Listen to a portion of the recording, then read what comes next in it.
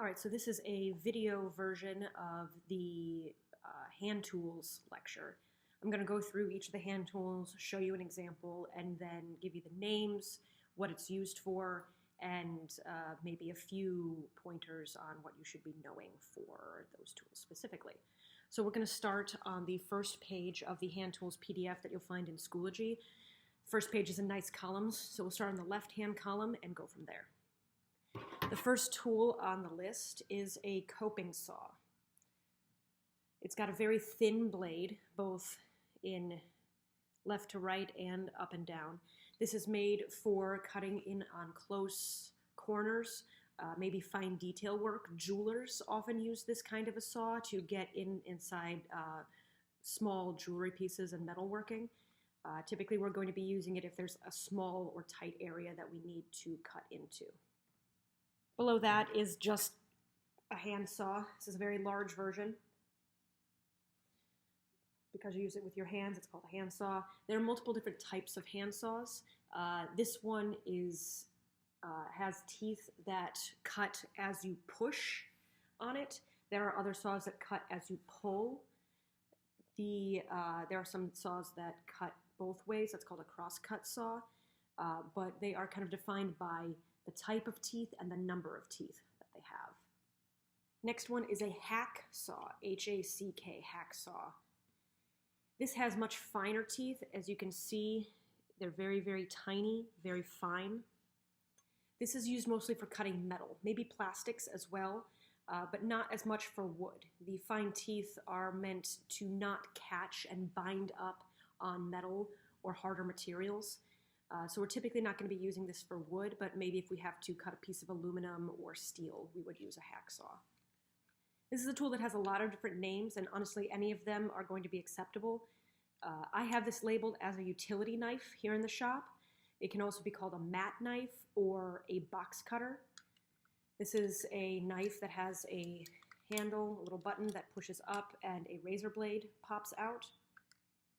It's obviously very sharp. There's also a notch where you can put rope into and slice the rope through, so you don't have to pull the knife all the way out in order to do that. This particular type of utility knife is nice because it has a quick release function.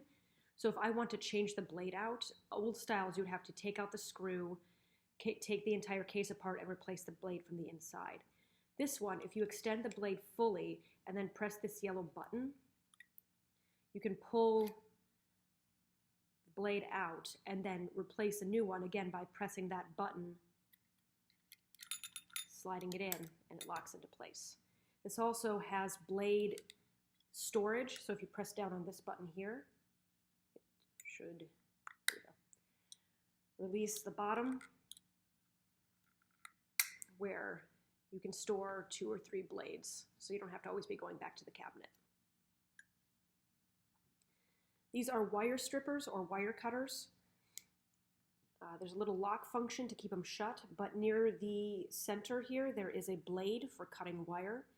And then the holes that go up the center are to wrap around wire or cable, and it cuts through the plastic or rubber insulation that's around the metal part, and then you can pull it off, and it takes that portion off. When you're making an electrical connection, you need the metal inside to be touching or twisted around each other or soldered and connected in some way. So this allows you to have a nice clean cut so that that wire, that metal part inside, is exposed. Next is tin snips. As the name suggests, this is meant for cutting metal. Tin is common, but we don't use tin so much in this class. We might use aluminum or very thin steel. But the blades, while somewhat sharp, really focus more on shearing. So it's not the sharpness of the blades that cuts through the metal, but rather the fact that they cut very close together. It's actually pulling and pushing the metal apart. It takes a lot of strength to use these. Thankfully, there's a lever here and a really strong spring to help you with that, but it does take a lot of hand strength to work through a piece of metal with this. This is different than what is specifically pictured in the worksheet. The one in the worksheet has handles like scissors. Same function, this is just a newer style. Kind of getting out of cutting materials a little bit, or cutting tools a little bit. This is a socket wrench, also sometimes called a ratchet. This is considered the wrench portion of it, while the attachments that you put on it are the sockets.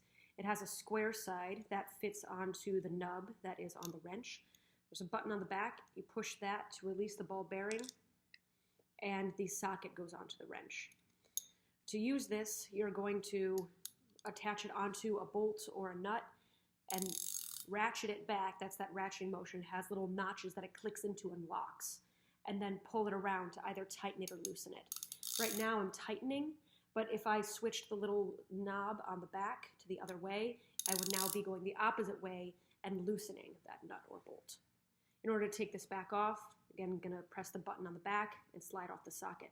These come in multiple sizes, so this one specifically is 9/16.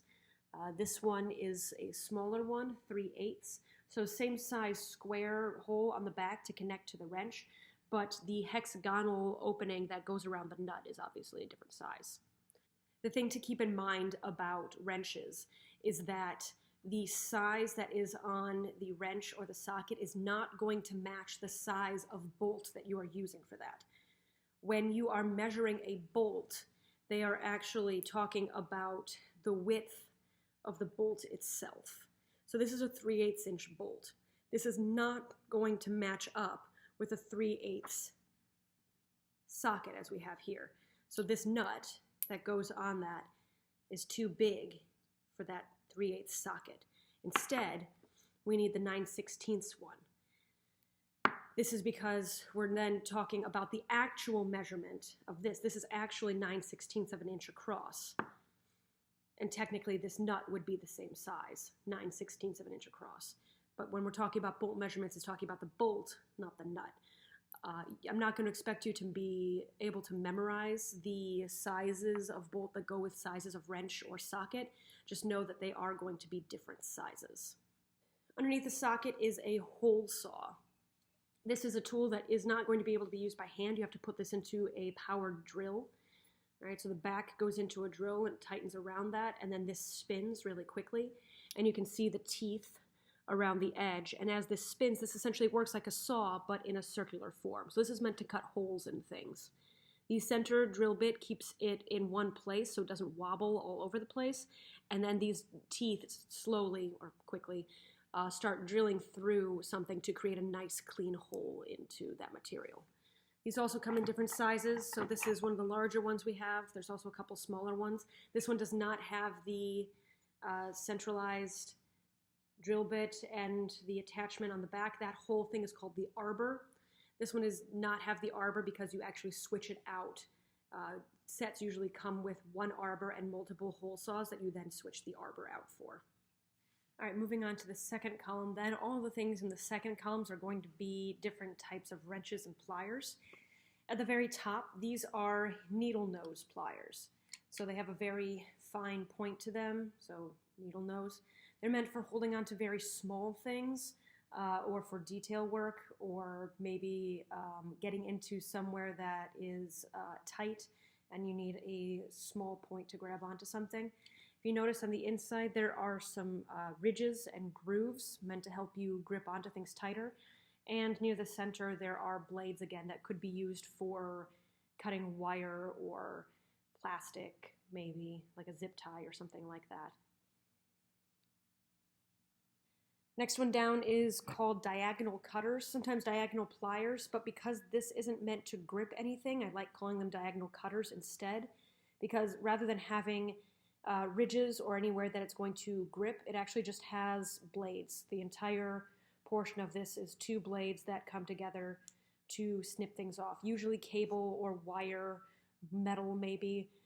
Again, maybe small plastics. I use these a lot for zip ties and the like, but this is meant only for cutting and not for gripping. Next one is linesman pliers.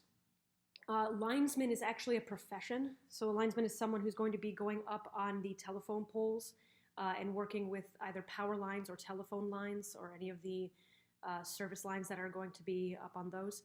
So this is a set of pliers that is meant to grab on to a wire and help pull it through an area. You can see that the ridges on here are very rough, very defined. and that it's a very wide and hefty set of pliers. It's really meant to be able to grip on and take a beating while being used to pull things through. Once again, because these are being used for cable and wire, you do have the blades at the very bottom to help cut through things. Underneath that, these are called fence pliers, but I prefer to call them nippers because, again, they're not really used for gripping anything necessarily. These are very similar to the diagonal cutters, but rather than having the blades on the side, the blade is on the top. So this can sit up flush with a material and cut something off very close to the surface of it so that you don't have to worry about anything sticking up above the surface, so like a nail or a small piece of plastic or wood maybe. But these can also sometimes be used to grip onto something like a staple, and by rolling it, you might be able to pull it out, but the chances of it cutting through that, if you grip too hard, are also very strong. So these are more than likely going to be used for cutting things rather than gripping onto something. The next one are slip joint pliers. So again, you have an area where there are rough ridges, teeth almost, on the jaw to grip something. They're called slip joint pliers because the joint that holds them together can slip out to create a larger area of jaw. So if you need to grab onto something larger, you have more space, more availability to grab onto that than if it were just the single point of being able to move these handles.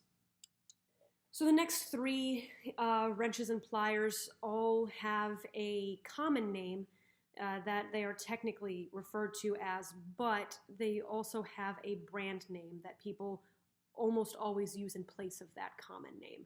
Kind of like Q-tip, where technically it's a cotton swab, but everyone just calls it a Q-tip. Or Jell-O. Technically Jell-O is a name brand, but if I'm going to the store, I'm not going to say, I'm going to get Kroger brand gelatin. You're just going to get some Jell-O. So it's kind of used as a synonymous name for these tools, the brand name is. So the next one down, technically these are called tongue and groove pliers. So you can see that there is grooves. There are grooves on the inside here, and on the opposite side you can see that there is a tongue or a slot, little ridge that slides into those. More often than not, people are going to refer this by the brand name channel locks. Channel locks. Because there's a channel that it locks into. The brand Channel Lock does make other things than this type of pliers, but this is what they're known for. So what you can do is you can have a very small jaw opening at the very end, or it can go all the way up to have a very large jaw opening. This is maybe meant to fit around a pipe fitting, or maybe for a very large bolt. I've often used these for some tools that have adjustment nuts that I have to tighten down that are very large. So anything from a very small opening to a very large opening, or if you need something that's going to be adjustable as you use it, channel locks are going to be your best bet. Below that, again, technically, common name is going to be locking pliers, but everyone knows these by the brand name, which is vice grips. So a vice being something that clamps in place, and grip being that you can hold on to it. What this has is a spring on the inside that locks onto an object once you put the jaw around it. So it opens up, and then you can adjust how big that opening is going to be by this knob at the bottom. So if I need it to be a bigger opening, I'm going to loosen that. And you can see that it's open more as I shut the handle. So if I want it to be a very tight fit, I can close that all the way. When it does actually lock around something, this handle snaps into place, and it's not going to move and come off unless you pull this bar up. That's what releases the spring on the inside. Next one, this is, again, technically an adjustable wrench, and that's sometimes the name that I will use for it depending on the scenario, an adjustable wrench. But more commonly, and the way that it's labeled in the cabinet, is going to be a crescent wrench or a C wrench, again, because crescent is the brand name that most commonly is associated with this type of tool. This tool allows you to open and close the jaw with this spiral wheel. All right, so moving it with your thumb allows that jaw to open and close to a desired width depending on the nut or the bolt you are going to be loosening. This is usually specifically used with, again, loosening nuts and bolts rather than much else. The jaw on the inside is very smooth. It's not meant for gripping anything irregular. It's meant to be used with a piece of hardware. So this would tighten around the end of a nut and move it either way.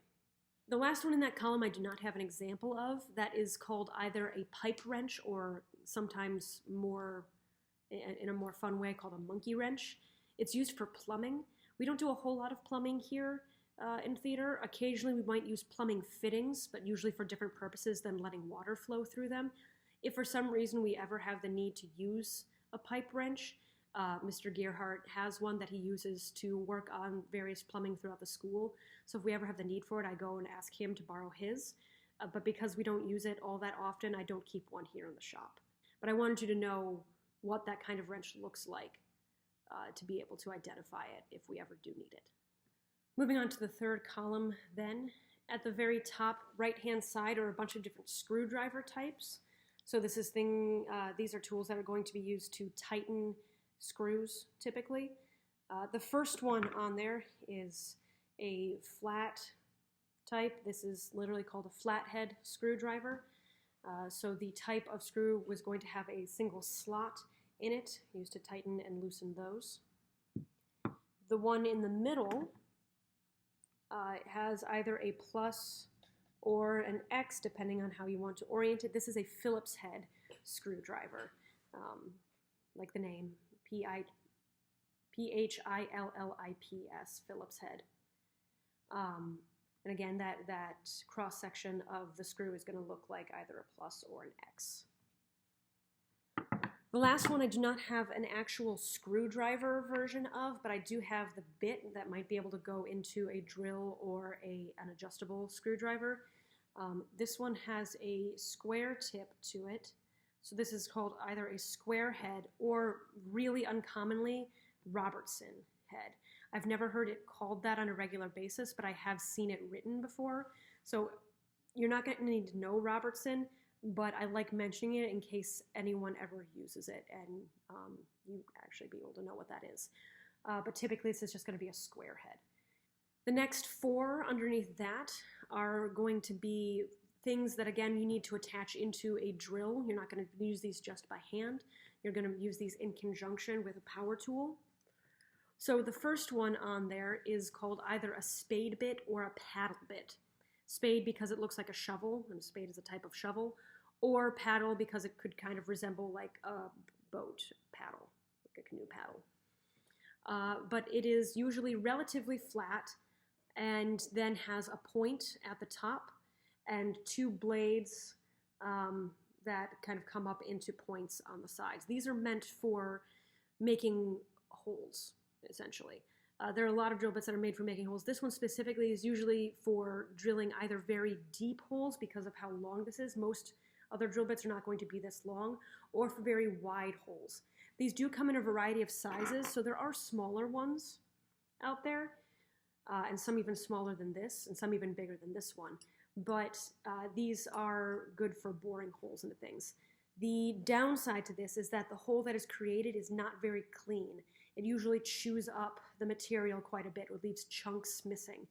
This is only going to be if you need to kind of utilitarian-esque create a hole in something where it's going to be I just need a connection from here to there. I'm not worried about how it looks on one side or the other. So we'll use these a lot of times to create holes for bolts to go through if we're putting together platforms, stuff that people aren't really going to see or are going to be covered up in some way. Some of these have a bit of a twist to them. So you can see that this one is almost perfectly flat, while this one has a bit of a curve to the blades on the edge, and this one has even a more significant curve. The larger the curve and more significant that shape is, the rougher the more rough the hole is going to be.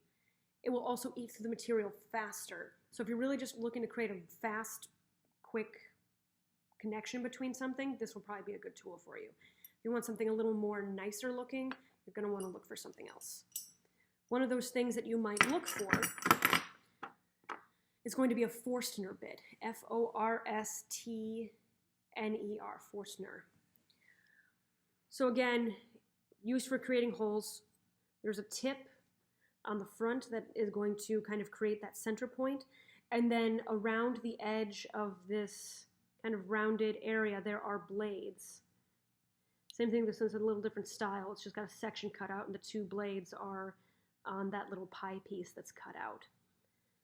These are meant for creating very clean, nice holes. If there's something that is needing to look good, or something that you need to be smooth for maybe like feeling reasons, I created some shoes from one of the dance studios out of wood, some like Japanese style shoes, and I used these to drill holes so I could put the wood together and join it properly. But because people's bare feet were going to be on it, I didn't want to use something that would chew up the wood and create a lot of splinters.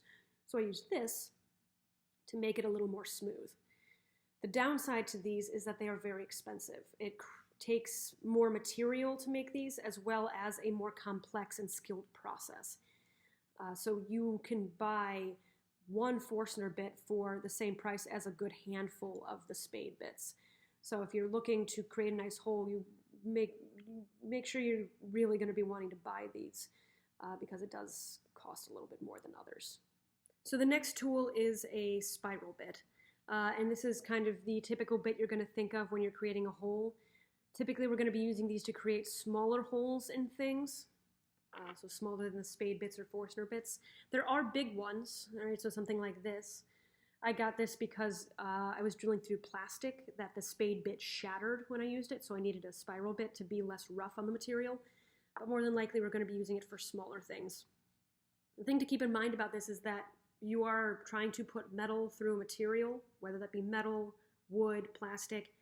Friction happens, and these get very, very hot very quickly. So as you are using these, if you ever need to switch it out, or if you are handling the drill that has a bit in it that's recently been used, be careful that it's probably going to be very hot. The last drill bit type on there in that column, in that portion, is not meant for drilling through things, but kind of into things. This is a countersink bit. When you countersink something, you are creating a divot for a screw or a bolt to sit into so it doesn't stick up above the material. So if I had a screw or a bolt that was kind of sitting above the material, it might catch on something like clothing. Someone might trip on it. Someone might cut their hand on it if it's something that's sharper than this. So I want to sit just even with the top of the material rather than sitting above it.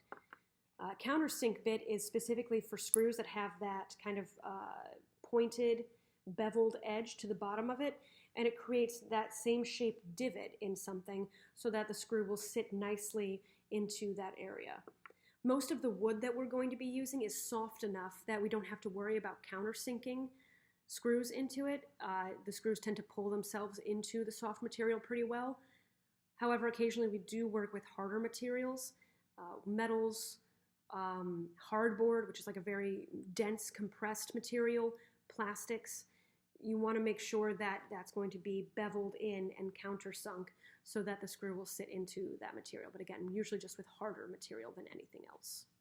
A couple different other things that are meant for using alongside nuts and bolts. These are nut drivers. So rather than a screwdriver, it is a nut driver. So similar to the socket wrench, it has a hexagonal shape on it meant to fit over a nut or a bolt. And then you can tighten it down like a screwdriver. Come in many sizes. This is the largest one we have versus the smallest one we have, so there's a wide variety of sizes in between. The next two I'm going to talk about together because I don't have an example of each of those individually. Both of the next things are considered wrenches. The first one is an open-ended wrench, and the one below that is a box wrench. Open-ended because it has an open end to it, and a box wrench because it is boxed in, circular in shape. What I have is a combination of the two, or a combination wrench. So you have the open-ended side here and the boxed-in side here. So this side has, while it's circular on the outside, it has these points in it to allow you to grip onto a hexagonal or square-shaped nut at multiple different angles. And again, this side, similar to the adjustable wrench, there are no grooves on the inside of the jaw. It is meant to go around a specific sized nut or bolt. In this case, again, this is labeled as 5/8. This is not going to, that's upside down, 5/8. You are not going to be putting this around a 5/8 inch bolt. You're probably going to be using this for a smaller sized bolt. So if this is 3/8, again, you're going to need a different sized wrench than the size of bolt you are using. This is not for a 3/8 inch bolt. And then the last one on that page is an Allen wrench, also sometimes called a hex key. You've probably seen a lot of these in IKEA furniture or build it yourself, kind of put stuff together yourself type furniture, where they will come with a couple of these to screw on different bolts. The bolts themselves will have an indentation on the end that has that hexagonal shape that this will then fit into, and you can turn it this way or even this way depending on how much room you have to try and tighten that down. Also come in a couple sets that actually just list out the numbers, the sizes of these on the side. We might use these for tools. So we might have a tool that has, maybe you have to change out the blade or make an adjustment to the size or the ability of one of the power tools. A lot of them will use Allen wrenches to be able to make those adjustments or change those things out. You might also see these used in bikes, not as much as something we're going to be using in the shop, but something you might have referenced for them outside of school. On the second page, we are moving on to some measurement and lining tools. Top left-hand corner, there are a couple of different types of tools called squares. They all do the same thing. When you refer to something as being square, aside from it just being an actual four-cornered shape, you're referring to something that is holding a perfect 90-degree angle. We have a number of different types of tools that help us measure that 90-degree angle, among other things. So this is a combination square. You can see that there's this nice, even 90-degree angle here, but it's called a combination square because it is a combination of many different types of tools. Another thing you can see along the top, there's a ruler, so you can use it for measurement, as well as a straight edge. On the other side, this is a 45-degree angle. So for any reason you need to bisect that 90-degree angle that the measurement has over here, you have a perfect 45-degree angle on that side. The other thing it has is a level. So when something is level, it's going to be perfectly horizontal. And that's where you look at that bubble, and you want that bubble to be lined up perfectly in between those two guide marks, and that will determine whether or not something is completely flat. This part of the guide moves back and forth along the ruler portion. So if you need to measure something that is 2 inches, you can put it up to that 2-inch mark and then have that exact measurement there to be able to gauge something with. I'm going to skip to the other side and talk about a couple other squares before getting into the other things. On the very right-hand side of the second page is a very large tool. This is, again, a square, but it's called a framing square, meant to be used in the framing of doors and windows or houses. All right, so it's very large for that purpose.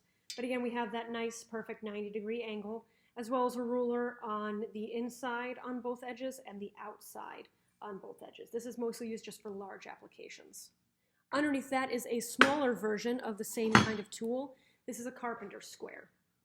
You only have the ruler on one side, but you still have that nice, even 90-degree angle, and a handle here that's going to be made out of metal in this case, but also wood or occasionally plastic. What's also nice is that there's a 45-degree angle here if you need to utilize that for any purpose. Kind of jumping down into the middle of the page, there's one more square that I couldn't fit anywhere else on the page. It's a triangle, but it's still considered a square. This is a speed square. There's a lip on the edge so that you can hook it over a material and create a perpendicular line to whatever edge or material that it is you have it on. So you have a nice 90-degree angle here that you can kind of hook over something to create a nice even line. You also have the 45-degree angle. But more so than that, if you look on the edge here, you can see different angle measurements and a part on the top that says pivot. What you can do is set this on a material and then pivot it on that point, and you can see those lines are starting to kind of, at least kind of because it's my hand, match up with the edge of the material. So if I needed to create a 25-degree angle, I could match that line up, and now the line between this and whatever surface I have, that's going to be 25 degrees. So you can measure anything between 0 and 90 on that angle. If you need to anything higher than 90, you can do the math to kind of figure out if you just readjust where 0 is. So by adding 90 to something, you can create something up to 180 degrees and so on. So those are different types of squares. They can all be used as measurement tools as well. The other thing that you're more commonly going to be using as a measurement tool, though, is going to be your tape measure. I think you're all pretty familiar with this. You have a tape that runs out and has the measurements along it. It's upside down. Measurements along it. Since you're all at least a little familiar with this, what I'd like to go over is some specific usages, things I'd like you to keep in mind with this. The edge to this, the little hook that you hook onto something, is metal, and it's only kept on with a couple of rivets. Please do not let this slam back into the housing, especially if you have it out for a very long distance. Letting it slam back into the housing can either bend this or loosen the rivets on the edge, and eventually, if that's too loose or if it's bent and curved, it will alter the accuracy of the measurement that you are able to mark down with this, so please don't do that. And then, obviously, if you need it to be out for a long distance and you're all alone or don't have anyone to hold it for you, locking the end is always a good idea so that it'll stay out. Make sure if you do want it to come back in, though, you pull that all the way up and not just halfway, so it actually comes all the way back in. Please also be careful of the edges. They're not sharp necessarily, but it is metal, and if it does run fast enough through your hand, it could cut you. The best way I've found to hold on to this then is with your finger and forefinger and your thumb to kind of hold the bottom and then your thumb in that curved channel and allow it to just slide through those two things without touching the edges. Not necessarily a measurement tool, but a marking tool. This is a chalk line. What this is it is a string that is coated in chalk. It's all wound up inside and there's loose chalk dust on the inside. What you do is you hook, kind of similar to a tape measure, you hook this over the edge of something. You then pull it taut all the way nice and tight across something, and then have someone pick up the center of it just a couple of inches off of the surface and let go. What happens is it then snaps. The line snaps down onto the surface and transfers the chalk that it was wrapped around on that string onto the surface in a clean, straight line. So if you need to measure a line or use a line to like cut along or to serve as a guideline that's really long, rather than measuring and trying to connect it with a long ruler or a straight edge, you can just create a long, continuous line with the chalk line and snap that so that it will create a guideline for you. There are a couple of different types of clamps on here as well. The first one on the left-hand side is a pipe clamp. So this is a very large clamp. This one is 5 feet long, but it's called a pipe clamp because it's attached to a pipe. If you were to go and buy this at the store, this portion of it does not come with it. You would just end up buying these two things. The pipe you buy separately, and that's nice because then you can customize the length of it. I bought a 10-foot section of pipe, cut it in half, and ended up with 2 5-foot clamps. I could make them shorter, I could make them longer. I would just need to buy a different pipe. What this does is there's a rough adjustment, all right, so a clamp made to hold things together while you're gluing it or cutting it or to hold it together while someone's managing something. This has a rough adjustment where you pull back on this lever and can go in very large distances, and then once that's more or less around your material, you make small adjustments with this crank and able to clamp very tightly around it. A little to the right of that is a spring clamp. We have a couple different sizes, but inside there is a spring, kind of like a clothespin. All right, you pull on the sides and it opens up that jaw so you can clamp around something. Typically this is going to be for smaller applications. Even the large one does not necessarily have a huge amount of space in between those points where it can clamp. So it's going to be for smaller things, but they're really useful for if you need a lot of clamps around something. These are great to not take up a lot of space. You can clamp them all the way around a circle maybe, or all in and out different parts of material that you're trying to utilize. Underneath the pipe clamp is a C clamp, because it looks like a C. Again, similar to that part of the pipe clamp, there is a crank that will then close that jaw between the top portion and then that bottom plate that allows you to clamp something together. These come in different sizes. This is one of the larger ones we have. It's a teeny tiny little guy. All right, but they all have that same kind of cranked function to them. Underneath that is a bar clamp. I do not have the type of bar clamp that's specifically pictured in the worksheet. The one on the worksheet has a crank function similar to the one that is on the C clamp. The ones that we have here in the shop are a different type. They are called quick grips. And so a lot of the function is going to be the same. Both of them are going to have a bar, hence bar clamp, that it slides along. It's kind of flattened. They're each going to have some sort of lever to allow that rough adjustment. So you pull that and you can slide it up and down along the bar. And you can see that underneath the crank on the one pictured.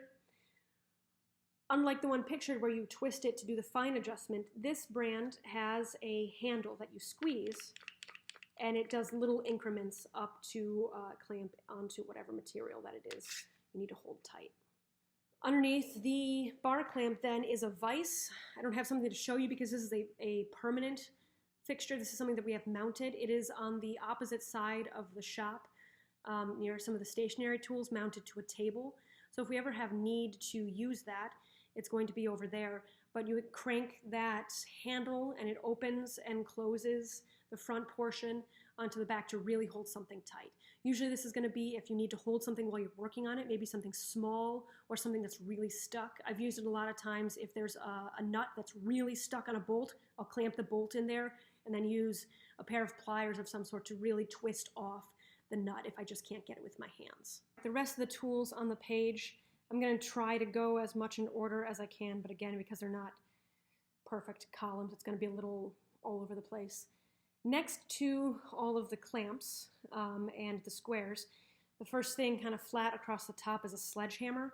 Don't have an example here in the shop. I do own one personally, and if we ever need one, I bring that in. But typically, sledgehammers are going to be used to be knocking very heavy things into place or driving very large and heavy things through other materials or maybe demolition and knocking things apart. Typically, that's not a lot of the stuff we're going to be doing in the shop.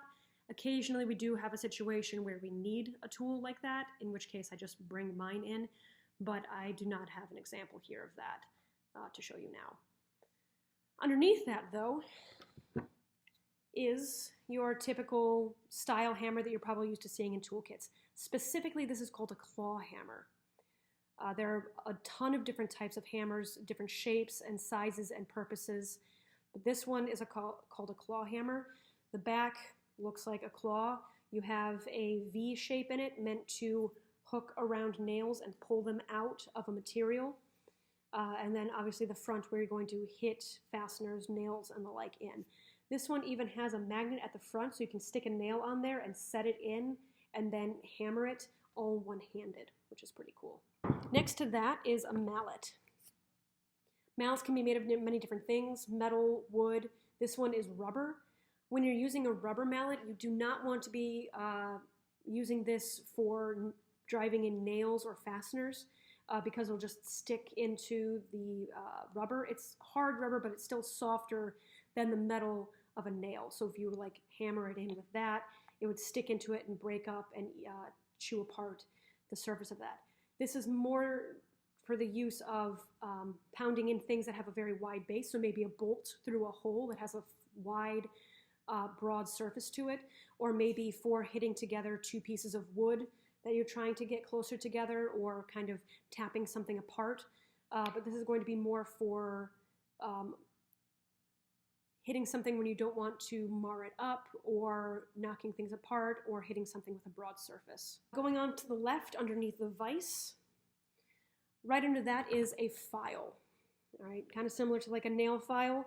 There are ridges along here that are meant for taking small amounts of material off at a time. If you need to take a large amount of material, you're going to be using a saw or a sander. If you just need a little bit taken off, a file is going to be your best bet. There are multiple different types and sizes. So there is a smaller one, and this one is shaped more triangular, while this one is flat. And then this one has a much rougher texture to it. Rougher textured ones are typically called rasps, but it could be also considered a type of file.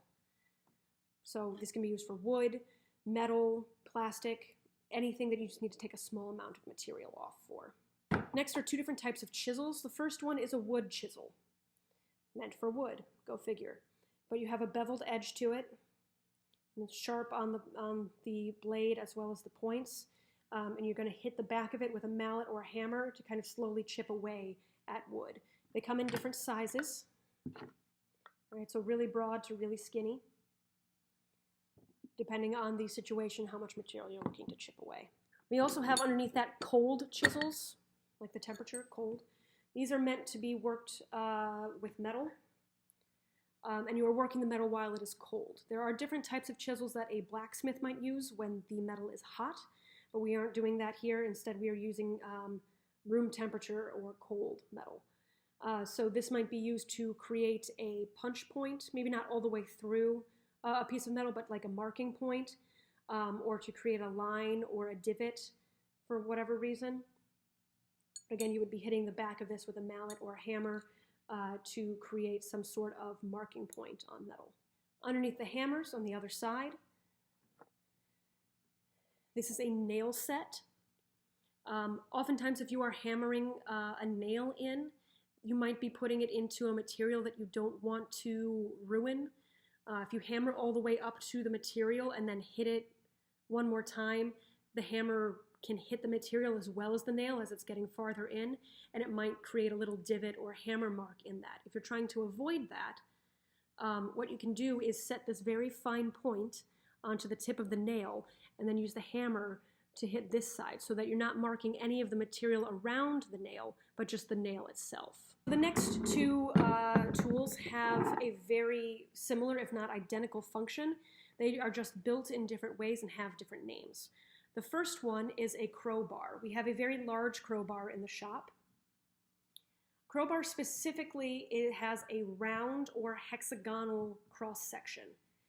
This is meant for prying things, so you get this bladed edge. It's not sharp, but it does come to a point underneath something, and then you pry it up or maybe pry it apart.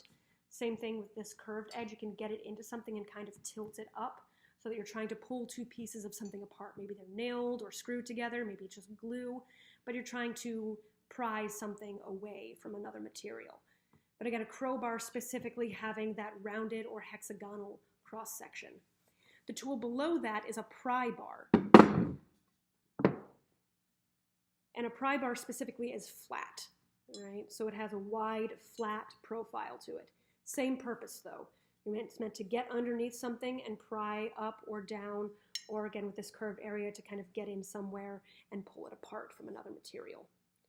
This also has that little V shape if you want to try and get nails out of something. Both sides have that in this case. If you are using this and you need to hammer it into something, do not use a metal hammer. Please use a rubber mallet. The sound of the metal hammer hitting the edge of the pry bar is ungodly shrill and gets very loud very fast. So using a rubber mallet is going to be a much better choice than using a metal hammer. Next is a paint can opener, also called a church key. So it has a curved edge here that gets underneath the lip of a paint can and pries it open. You kind of pry it all the way around the edge until the paint lid can come off. It does also have a bottle opener at the top. There are occasionally a handful of things that might need a bottle opened, maybe dyes or something like that, but we don't typically use that here as much as professional shops do. So for the most part, we're just going to be using the can opener end. Underneath that are putty knives, also called paint scrapers, depending on what you're using them for. It is a flat piece of metal with a semi-sharp edge, not sharp enough to cut you, but sharp enough to like scrape away at something or get in between things. The putty knife is often used to spread putty like wood putty or spackle or plaster along something, but it can also be used to scrape material off, like paint or glue or something that might be on a surface that you want to get off. So depending on the usage, you're going to call one of two things. I have them labeled as putty knives in the cabinet if you're ever looking for them. And then the last thing on there is a tack puller. I do not have an example of that, only because that is a tool that has one specific purpose. All it does is pull nails out of materials. We have so many other tools in the shop that can do that purpose along with other things. So hammers, pry bars. You can even use a set of pliers to pull a nail out. There are so many other tools that can do that same function along with something else that it seems a little redundant to have that specific tool doing just one job when we have limited space. It is possible that you will run into using that at some point, probably not here at TSA's shop, but I want you to know what it is in case you end up using it somewhere else. And that's pretty much all the tools. I will at some point go over what specific portions of things you will need to know for the quiz. It's mostly going to be a lot of naming things and telling me what things are called, but there will also be some questions about how you use things, comparing and contrasting two tools, or knowing exactly what something's purpose might be. If you have any questions, let me know. Otherwise, thanks.